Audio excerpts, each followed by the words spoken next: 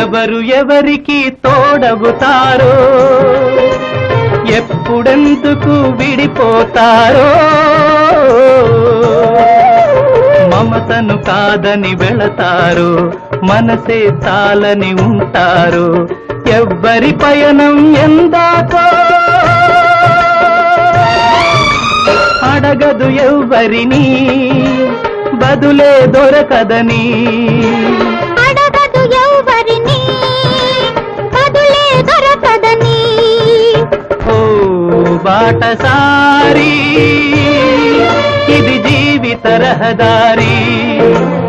ఎంత దూరమో, ఏది అంతమో, ఎవరు ఎరుగని దారి ఇది, ఒకరికి సొంతం కాదు ఇది. ఓ బాటసారి, ఇది జీవిత